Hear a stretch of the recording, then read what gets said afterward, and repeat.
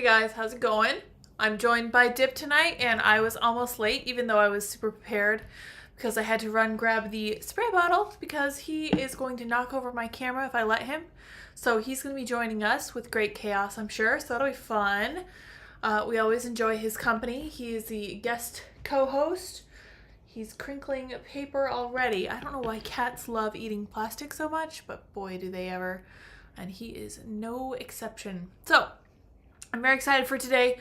We have a bunch of odds and ends before the election tomorrow, so that'll be really fun. We're going to break down what's going on over at Twitter and why it will matter to the election, and we'll look at Kathy Griffin. She got herself into trouble, which is always very exciting. She's just such a bundle of fun. People like to make fun of her because she has red hair. I never make fun of anyone for something that they don't have any control over, so I won't do that. I do wish that she were more tasteful, and I will show you why I think that she should, because what she did was kind of heinous, I think. I was kind of grossed out. Cats long for the microplastics. Maybe so. I don't know why. That's a little weird. He's constantly chewing stuff. He really likes those twist ties that you get off of. There he is. He's trying to get into the closet. Hey. I don't even have to squirt anything. I just kind of shake it at him. You just calm down. He was so nice and calm earlier. Anyway, I hope you guys can find it in your hearts to enjoy him in any case. All right. So today, before we get into anything, I think what we're going to do, let me double check and make sure this works. Bear with me if it doesn't. Yay, it worked. Okay. Before we do anything, we're going to remember that we will die, because today is Monday, and Mondays kind of suck. So let's kind of read why we're going to remember that we're going to die. I remember in my time working at the hospital how amazing it was to me that people never really seemed to realize that we were all going to die. It was even going to happen to their parents, and we probably shouldn't try to keep them alive for a really, really long time, if only to make their younger generations feel better. Okay, so I have this quote from Leo Tolstoy, who's awesome, and Annie just informed me that he was a kind of anarchist. He considered himself a Christian anarchist. So let's see what he has to say about remembering that we will die. Memento mori, remember death. These are important words. If we keep in mind that we will soon inevitably die, our lives would be completely different. If a person knows that he will die in a half hour, he will certainly not bother doing trivial, stupid, or especially bad things during this half hour. Perhaps you have half a century before you die. What makes this any different from half an hour? That is a really interesting quote. I just saw that today, I think on one of my Stoic pages on Instagram, and I loved it, so I decided to share it with you guys. He's getting into the closet, isn't he? He's right behind me. Okay, so I might have to get up and take care of him. If he does get stuck, that's what he decided to do last time. He managed to make his way in there and then got stuck and was calling for help. Would you cut you?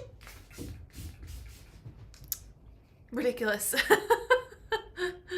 I usually just shake the water bottle at him and he quits whatever he's doing, but he's being really stubborn tonight. So we'll see what happens. Might have to have Andy come and get him. So this isn't the biggest thing that I want to talk about tonight, even though it is philosophically important, I think. It's very important to remember that we're going to die, and that what we are probably doing today won't leave a mark on eternity like we're hoping it will. So it's good to stay focused on the things that do matter, like our families, working on the things that we truly care about, the projects that are going to last far longer than we will. So let's talk about some historical events that are going on right now. So this just happened, and everyone is up in arms about it because they're saying that he is doing some weird form of election interference. So let's read what people are saying. Elon Musk endorses GOP in midterms. In a tweet addressed to independent-minded voters, Musk wrote, "Shared power curbs the worst excesses of both parties. Therefore, I recommend voting for a Republican Congress given that the presidency is Democratic." Now, at first blush, this sounds very sane, which I think is putting people off a little bit. I don't think people were fully expecting that, since they've been painting him as this crazy bad man for such a long time. So let's see what the post-millennial has to say. In a tweet posted on Monday morning, less than 24 hours before Election Day, new Twitter owner Elon Musk recommended that Americans vote for Republican candidates during their visit to the polls tomorrow. In a tweet addressed to, quote, independent-minded voters, Musk wrote, shared power curbs the worst excesses of both parties. Therefore, I recommend voting for a Republican Congress given the presidency is Democratic. This is interesting. We'll look at his tweet as well, although they did make a good point of including it in the article. Sometimes they don't. Not the post-millennial, but sometimes articles don't. The post comes months after Musk revealed that he himself would be voting Republican in the midterm election. I have voted overwhelmingly for Democrats historically. Like, I'm not sure, I might never have voted for a Republican, just to be clear, Musk said in May. Now, this election, I will. Musk's tweet comes as Republican candidates in key states have either taken the lead or have come within striking distance of their Democrat counterparts. In Arizona's Senate race, incumbent Mark Kelly is up just 1 point according to Real Clear Politics' average of polls. In the state's gubernatorial race, Republican candidate Carrie Lake is up 1.8 points. In Pennsylvania, GOP Senate candidate Mehmet Oz is up 0.1% over Democrat John Fetterman. Fetterman. In a poll from Trafalgar, Republican candidate Doug Mastriano is down just 4.3 points. In a blue state of New York, gubernatorial incumbent Kathy Hochul holds a 6.2-point lead over Lee Zeldin, who has quickly closed the gap ahead of Election Day. Independent polls have pointed to Zeldin taking the lead. In Florida's governor race, incumbent Ron DeSantis holds an 11.5% lead over Democrat challenger Charlie Crist, according to Real Clear Politics. Even in the deep blue states on the West Coast, Republican challengers are closing the gap. And they go on to talk about Washington. And I think they can also, Oregon. Real Clear Politics has Oregon's governor race listed as a tie currently between 3 candidates. Very interesting what's going on the West Coast. Not getting as much attention as some of these other states.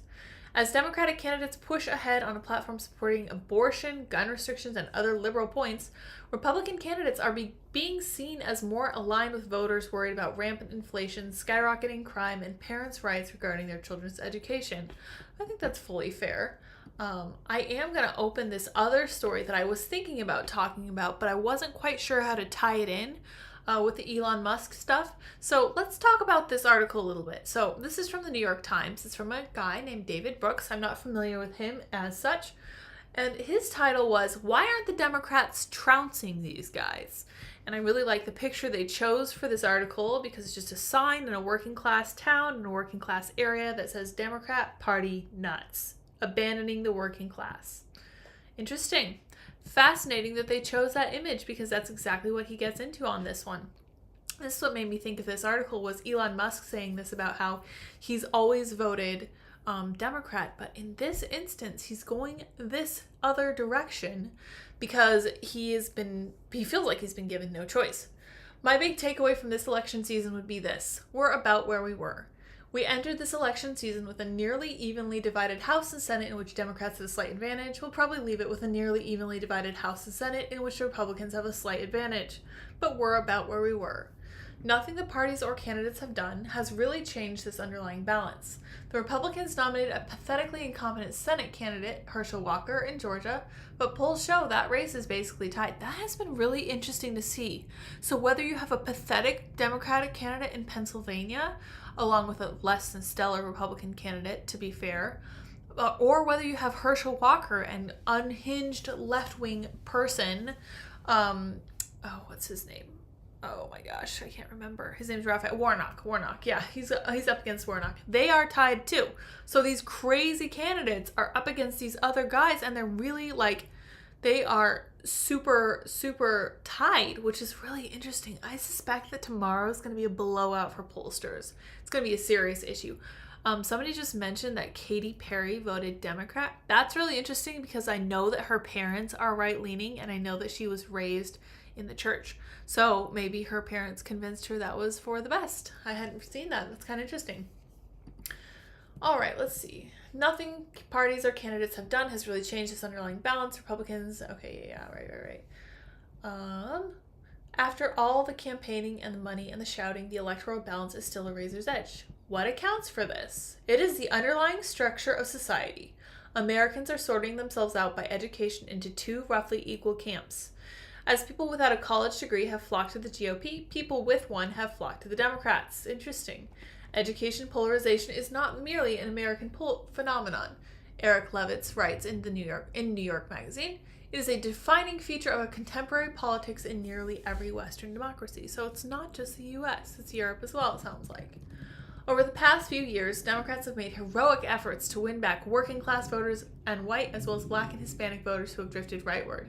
Biden's domestic agenda is largely about this, so it's pointed at this, but what he's about to list is not very worker friendly. So listen, infrastructure jobs, expanded child tax credit, raising taxes on corporations. The raising taxes on corporations thing, I don't think appeals to the working class at all. I think that literally just appeals to the educated upper class people. It doesn't seem to be working. As I don't know these last names, as these three pollsters noted in a survey of polling data for the American Enterprise Institute last month, the gap between non-college and college whites continues to grow. Democrats have reason to worry about losing working class Hispanic voters in places like Nevada. If Democrats can't win in Nevada, one Democratic pollster told Politico, we can complain about the white working class all you want, but we're really confronting a much broader working class problem. Even Black voters without a college degree seem to be shifting away from the Democrats to some degree. That's interesting too. So as far as I can tell, it looks to me like Democrats have just gone too far left. And normal people are suddenly like, what is happening? What are you doing? Stay away from my children.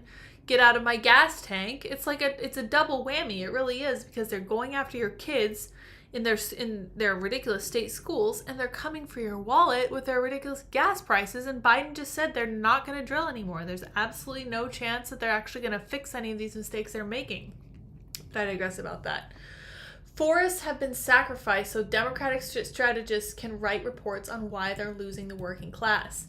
Some believe racial resentment is driving the white working class away. Some believe Democrats spend too much time on progressive cultural issues and need to focus more on bread and butter economics. Yeah, I'd say these analyses don't begin to address the scale of the problem. America has riven itself into two different cultures. It's very hard for the party based in one culture to reach out and win voters in the other culture, or even to understand what people in the other culture are thinking. I think that's kind of true. It used to be that the Democrats were the party of the working class. They cared about the unions. They cared about the blue-collar guys, but not anymore. This certainly has changed. They've definitely become the party of the wine cave, the wine aunt, the lady who doesn't have any kids but plenty of money for wine. Let's continue down. I think I'm going to skip around a little bit. Even that is not the real problem. America has always had vast cultural differences. Back in 2001, I wrote a long piece for The Atlantic comparing deeply blue area of Montgomery County, Maryland, with the red area of Franklin County in south central Pennsylvania. I noted the vast socioeconomic and cultural differences that were evident even back then. But in my interviews, I found there was a difference without a ton of animosity. For example, a Presbyterian minister there said there's nowhere near as much resentment as you'd expect. He told me, people have come to understand that they will struggle financially. It's part of their identity. But the economy is not their God. That's the thing some others don't understand. People value a sense of community far more than they do their portfolio. Back in those days, I didn't find a lot of class war consciousness on my trips through Red America. I compared the country to a high school cafeteria. Jocks over here, nerds over there, punks somewhere else. Live and let live. Now people don't just see the difference, they see menace. I think where this came from was COVID. I really think that's what highlighted this difference and brought it to the forefront. And admittedly, this is probably something that was growing along the way, but I think that COVID made it way worse. The lockdowns made it worse. It became so clear. When you had the divide between the laptop class and the people who were just, bringing them their DoorDashes, people who actually had to be working class people, people who are on the front lines, there's no common ground between these two people. One will sit in their office and tell you that you don't deserve to have your child learning to read with someone whose face was visible, whose mouth was visible, And then you have the people on the ground whose child is not being taught to read and who still has to work and gets no time off. They have these insane new restrictions they have to follow. And it strikes them as incredibly unfair. And I think this is why the Democratic Party is losing. And I think that COVID itself is probably not likely going to come up over the course of this midterm, although it definitely should. But it's very, very hard to get people to remember that far back, unfortunately. So I digress. Let's move on a little bit here. So I pulled up that one tweet where Elon was talking about this, where he was talking about how, like most people in America, I agree with some of the Democrat and some of the Republican policies, but not all. However, if executive and legislative branches are dominated by one party, we lose the balance of power. Absolutely. And he's right. All of this other class warfare stuff aside, all the stuff with COVID aside, he's entirely correct. You definitely need the balance. And people talk about the gridlock in Washington as if it's a negative thing. I view it as such a good thing. I don't think that anyone should be able to get anything done. As long as you're not making moves on my culture or trying to teach my kids something horrible, then you can just sit and do nothing, honestly. I mean, you're put into office for a reason. Sure, you're a representative of the people you work for. But when it comes to spending our money, printing more money, I really don't see any need to make that happen. And if both parties agree, it's an issue. Hardcore Democrats or Republicans never vote for the other side, so independent voters are the ones who actually decide who's in charge. That is correct. A great observation from a technically non-political man, and I think that that's going to stick with people. So this isn't targeted at the blue checks. This isn't targeted at the journalists. This is directly at the people who aren't sure. The people who, he's correct, really do have the power to change this. So I want to talk about this wild and crazy thing that happened with Kathy Griffin. And I'm probably going to keep it relatively short tonight, but I have to talk about what she said. Kathy Griffin was impersonating Elon Musk. So it was, he said, so people are making fun of him because he said legalized comedy is now legal again, whatever. And now he's like, oh, anyone who's impersonating someone else with a blue check or whatever will be suspended permanently. This is because Kathy Griffin was impersonating him, making fun of him, not making it clear that it was a parody. Kathy Griffin has been a gadfly, I would say. She's a political annoyance for some time. She had really bad TDS for a really long time. Again, we won't make fun of her for her hair because it's not really something she controls. But let's see what she was up to during her time being suspended from Twitter. We all know what the elite with the laptop class, what all the people who told us that we should be forced to take the vaccination, even though they would not be forced to make the same choice, and told us that we deserve to die for making a different medical choice than they did. Let's see what this kind of people are thinking lately. Elon. Okay, so if you'll see, this says Elon Musk. It has a different handle because she's once again impersonating Elon Musk, but this time she's doing it from someone else's account. She is using her dead mother's Twitter account to make fun of Elon Musk. So when we talk about remembering that we're going to die, when we think about something that's really, really significant, do you really think it's a significant enough issue to get into a spat with somebody who owns a social media platform and to get suspended and then to try to stick it in his eye again? I do not understand what she is thinking here. I believe that Kathy is just a symptom of an extremely misaligned priority. But let's read this tweet. So delightful. Elon, this is Maggie contacting you from the spirit world to tell you, letter U, you're a douchebag. This is not parody. This isn't the actual ghost of Kathy Griffin's boxed wine loving mother saying, I'm going to get tipsy and throw my bingo cards at you. Not a parody. Okay, so she really is going for it. She is pretending to be someone else. Admittedly and grossly her dead mom, who probably definitely should have done a much better job raising her as a person, honestly, let's be real. But she's using her mother's memory to try to score political points on Elon Musk. And my mind is just blown. I was like, are you serious? I was so mad about this. I was so grossed out by this. What did I end up saying? Let me see. Sorry, I'm still using my Mac, unfortunately. I actually literally cannot believe you're using your own dead mother's Twitter account over something so unbelievably petty. I am kind of shocked. Like, I deal with people like you every day, but this is the lowest I've seen. That really is the lowest I've seen. I've not seen anybody go much lower. You don't use your dead parent. Oh, yeah. No, we don't make fun of people who are mourning their dead parents. And we also don't use our dead parents' Twitter accounts to poke at the guy who owns Twitter. Like, mind blown. Seriously, can we have a little bit of decorum around death? Like, not only do we not respect that we're going to die in the first place, we don't respect when other people's parents die. We don't even respect, apparently, when our own parents die. But despite all of this nonsense, despite all the talk about, advertisers leaving Twitter, guess what? Twitter is telling advertisers that users' growth is at an all-time high under Elon Musk. So all of this to me is so indicative of the left wing being like, oh no, this is like the Democrats losing tomorrow. The left losing this culture war at Twitter is exactly like that. They tried everything they had. It's because they don't understand what makes humans tick. And now they're losing and they don't know why, which is very satisfying. I don't feel any great need to tell them, honestly. But this article from The Verge is fascinating because it is titled, Twitter tells advertisers that user growth is at an all-time high under Elon Musk. But will that be enough for advertisers to come back? I believe what they're saying because Elon Musk once responded to me and said that he got audited every year as far as his taxes go.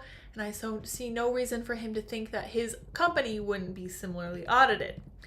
Twitter's daily user growth hit all-time highs during the first full week of Elon Musk owning the platform, according to a company document obtained by The Verge.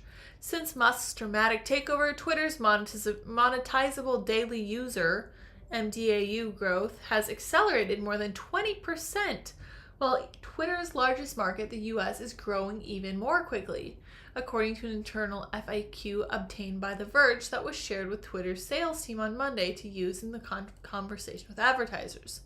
Per the FAQ, Twitter has added more than 15 million MDAUs, crossing the quarter billion mark since the end of the second quarter, when it stopped reporting financials as a public company. If those numbers are in line with how Twitter reported metrics when it was public, they imply that the service has yet to see a mass exit under Musk's ownership. He tweeted on Sunday that since his deal to buy Twitter was announced, user numbers have increased significantly around the world.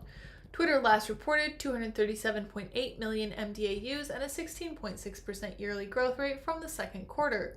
Well, we don't need to get too much into the numbers, but it does look like they're growing. It looks like all the leftist threats, all of the temper tantrums are failing, very much as is the case tomorrow. I'm very much willing to bet. The red wave, this to me looks like a red wave on a cultural level. Like the fact that Elon Musk, okay, I'm getting all these Chewy ads because I'm looking at another cat tower for Dip because the one that he has right now is falling apart. And these are pretty cool. I'll check them out for sure. You guys, if you want a cat tower, go over to Chewy. There you go. Let's see here. After the author Stephen King and others complained about the price point, $8 for blue check, Musk quickly lowered the price to $8 a month. And even though he originally said the team building it needed to release a new blue subscription by November 7th or be fired, its release has now been delayed until after this week's midterm elections. Interesting.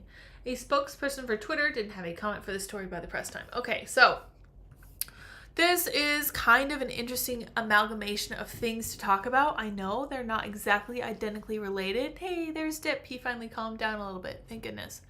But I think that what we're seeing on Twitter and what we're going to see tomorrow are very much exactly what the left has been afraid of and unwilling to entertain happening. They never thought this would happen.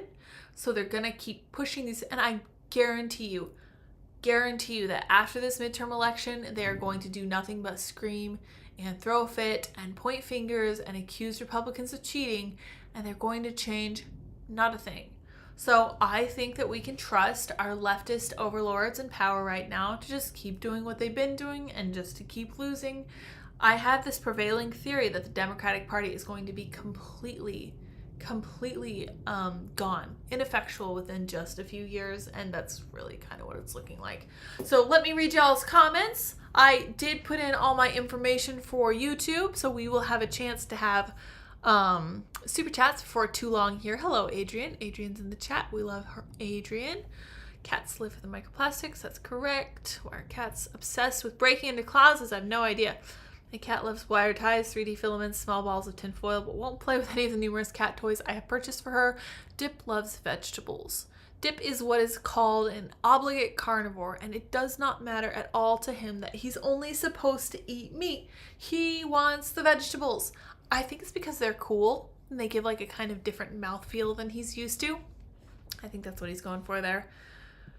How is endorsing a candidate interference? Celebs do it all the time. Yeah, exactly. But they also don't own Twitter. So that's a little bit of a fair analysis, but at the same time, he's literally just saying you want a balance of power. You don't want one party to be in, to have everything in their own pocket. Somebody says, hope there's a red wave. We don't hope there's a red wave. We're going to go out and make it happen. That's what's going to happen. It's going to be great. We're all going to vote. We're all going to do what we're supposed to do. Andy Leiterman's in the chat. That's great. I love that guy. He's pretty cool. I don't see him there, but it's all good. All right. Still sounds like crap, but we've made some big improvement to the usability. Oh, there he is. Oh, the studio room. Yeah, so we have our cool new rug that we're using. Dip was exploring that earlier. Let's see here. Republican in New York. That would be a miracle. We'll see. Total eclipse of the Dems. Yeah, tsunami watch, honestly. Get out and vote. Don't get comfortable. Absolutely. Don't count on other people to make a red wave happen for you. That's not going to happen. You make it. You are going to make it. Election day will be interesting to say the least. Yeah, honestly. Zip tie a bunch of rings from milk jugs. They love those too. That's actually a really good idea. I'm going to have to try that. Smash that thumbs up. Yes, like this video. We need a red blowout. Yeah, it's going to happen. I just assume all celebs vote Dem. Yeah, there are a few who don't. Vince Vaughn's one of them. There's somebody else. James Woods obviously doesn't. There's someone, I forget who the other one was. Some basketball player, obviously. Why has the legendary Chaircast IRL stream been deleted? Because, excuse me, I didn't think it would hold audience's attentions as much as me talking did, but I bet you a nickel that if we did a live stream of Dip doing Dip stuff, that would hold people's attentions way better. Squirt bottle of death. Get that ready in case Dip acts a fool. He did not. He successfully grew up. She controls her hair. It's called a new hairdo. No, her hair is red. There's nothing she can or should do about that. That's fine. Am I crazy or Lydia was always ginger? I am. I've always been ginger. My hair has always been a form of red. It's considered auburn. It's a brownish red color. She tries to be devious and manipulative, and when the rules that have always been were enforced as they've been meant to be, they'd cry foul. Nothing was meant in humor. It was literally presented to hoax. Yeah, for sure. I actually went out to eat with her many years ago. I think Hollywood has destroyed her brain. Yeah, and soul, for sure. Yeah, Adrian weighing in, for sure. Simple, close the account. So distasteful. Yeah, honestly. She was really nice back then, pre the D-list show she did. Yeah, I can't help feeling that fame gets to certain people and it drives them just crazy and they view it as a form of power and, you know, absolute power corrupts absolutely. Let's all bully one guy on Twitter who owns it. Yeah. Yeah. I want to see the actual sub number. Embarrassing low. I'm not sure which sub. Oh, Kathy, I'm not sure. D-list was such a bad show. Beautifully said Lids. It was like, it's like Democrats losing. Yeah, I don't know, man. They don't respect birth, life, or death. Yeah, that's fair. I think that's fair. They don't respect any part of being human. And they don't understand how humans work to begin with, which I think is part of why they're losing. Cat ladies unite. Yes, absolutely. The blue checks aren't leaving. Whoopi Goldberg left today. She announced her departure. I was like, bye. See ya. Please don't announce to us that you're leaving. Just GTFO, honestly. We need you an ad blocker. No, I love my chewy ads for Dip trees. It's great. Temper tantrums will be of epic proportions. Yeah. Love the shirt. Yeah, so this is Public Square. If you guys aren't familiar with the Public Square app, go and check it out. This is where you can find those sane corporations that don't hate you and won't use your money against you. Dip is vegan, don't tell Lids. Vegan Dip. I hope not. He doesn't actually eat them. He just like checks them out and sniffs them. He also checks out chicken nuggets when Andy's holding them, which is actually really funny. He never eats those either. The red flood, woo! It'll be like those elevator doors and The Shining that they open. Vote R and let's hope they do better. Yeah, honestly, I think that the Republican ticket has never been the party of change, I know, but there are enough super cool, really, really neat candidates like Blake Masters. We have Carrie Lake. We've got Tudor Dixon. Very cool stuff. I really don't like Mehmet Oz. I never have. I just also happen to know that John Fetterman actually is an extremist, and it would be better for us to keep him out for sure. Auburn is my fave. Obviously, 100% should be everyone's fave. Gentlemen prefer Auburns. That's what they say. Hey, Serge is great, and he's not stoned. He's just South African. Yes, Serge is wonderful. Serge is one of our friends that we made before we left. He helped us with some of our audio stuff summer and a year and a half ago, I think it was. Yes, he's South African, and he actually does have a lot of interesting things to say. He's not a goober. Don't call him names. We love Serge. He's going to get way better. I know, big shoes to fill. I know, I literally have big feet. Chris Pratt just endorsed a Republican for mayor of LA. Hollywood big hitter, not old guard like Vince Vaughn, James Woods, or John Voight. Yeah, good for him. Chris Pratt is a little bit of a rabble-rouser. He got in trouble, I remember, for wearing a Gadsden flag t-shirt, which was totally crazy. Rich and famous people really mean just rich. Fame is a dangerous burden. Yeah, people say it's way better to just be rich. Goodbye, Whoopi. Whoops. Bye. She is not Kale. Indeed, I am not. Anyone in New York must vote Larry Sharpe. Write him in. So I think that if you want someone to win who is not a Democrat, you're going to have to vote for a Republican. And then maybe in the next election, you can actually get a libertarian in. That's just my 2 cents. Respect to you from this trucker. Hong Kong. Woo! Heck yeah. Use public square for all my shopping now. That's what I want to hear. I want to hear you guys all using public square because it's way better to use. It's way better to spend your money and realize that the people you're giving it to are using it for things that you agree with. There's a coffee company called 7 Weeks Coffee that I think Andy and I are going to have to start ordering from because they are pro-life. That's very cool. I didn't realize how important that was for coffee companies to be, but I love the idea of a pro-life coffee company, and if they make good coffee, I am all in, and I'm a little bit of a coffee snob, so it'll be fun. Taking my kids with us to vote tomorrow. Red Wave in New York. Woo! Did you guys see all the lines of Hasidic and I think they're Hasidic Jews. They have the really long locks in front of their ears that were lining up to vote for Zeldin. And one of their biggest groups endorsed him too. So it's crazy stuff. So there's definitely a paradigm shift going on in New York City. And I think that's indicative of the whole country. So we'll see what Zeldin pulls off. He had a really, really good interview over on the Ruthless podcast with Comfortably Smug and those guys over there. Really, really interesting candidate, good candidate, cool family guy with a lot of cool stories about New York. So he's thoroughly charismatic and I enjoy him. So why couldn't you push Tim further to the right? I will not push anyone in any direction that they don't want to go. Over the course of our conversations, I felt like on Timcast IRL, Tim became significantly more pro-life, which I take some credit for. And he was always very respectful of my positions too. So I'm not going to try to get him to change any. I would hope that he wouldn't try to get me to go left any more than I'd try to get him to go right. We're just having conversations. It's the whole point. Serge seems like a cool dude. He is indeed. Look, as a Pennsylvanian, Oz may not be our best, but he's 1,000 times more of a Pennsylvania than Biden and more comprehensible and sentient than Fetterman and Biden. I agree. Refreshing to see companies with good values, not activists. Yes, 100%. Carrie Lake's win will be stolen. Interesting. You put a pin in that and see. Adrian is having a good time in the chat. I'm supposed to go to NYC for work, but man, I don't want to fly to that hellhole. I think that it's going to improve. I really do. My wild card is Lee Zeldin coming out ahead of Kathy Hochul because she never was elected. She was a lieutenant governor. She came in with Andrew Cuomo, and then she just doesn't have what it takes, I don't think. I'd be disappointed if Patty Murray wins yet again here in Washington State. She's a 30-year incumbent, but if the Senate gets one, I'll be happy. There you go. Hasidic and Chabad. Chabad. I don't know how it's pronounced. I don't know how to pronounce any kind of Yiddish words.